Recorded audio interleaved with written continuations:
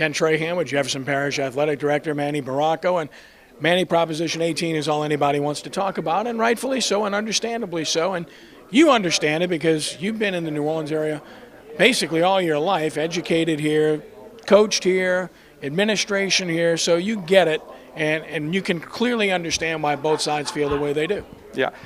Kenny, I think that the select, non-select is somewhat a touchy phrase. We've had so many good traditional rivalries, public versus private, that will stay in effect either way. I think the relationships that administrations and coaches have had over the years have been healthy.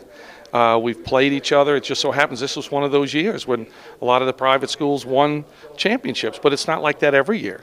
So I'm leery of changing everything because of 1 year, but I think this originated in the northern part of the state, and there's too many good rivals. I think we all got what we wanted this year, and that was to go back to our traditional districts. Jefferson Parish has a league, the Catholic League is back together, Orleans has a league, and that was one of the things that was missing. So we were elated for this to take place and have that choice if a school wanted to play up and join your district.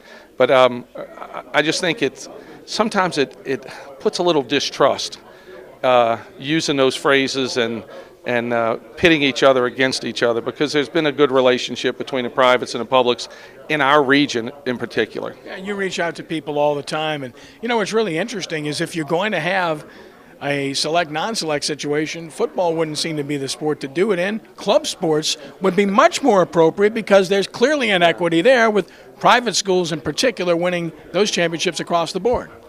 Kenny, one of the things that's interesting about winning state championships, Rummel did it this year, and sometimes if you to ask a coach in just about any sport, some of your best teams as far as skills and talents may not be the teams that you advance the furthest with.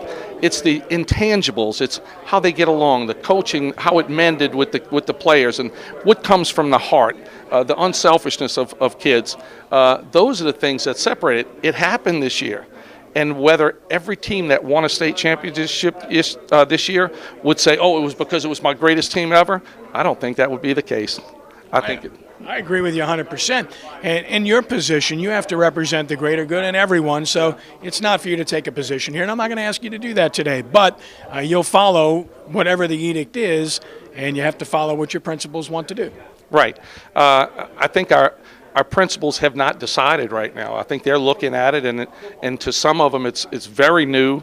And I think what's going to happen is between now and the time we meet at the LHSAA convention, we're going to be discussing things, and principals going to be networking back and forth, because I think they're making more of an issue out of it than it really should be. Manny, thank you for the visit. Best of luck. Thank you, Ken.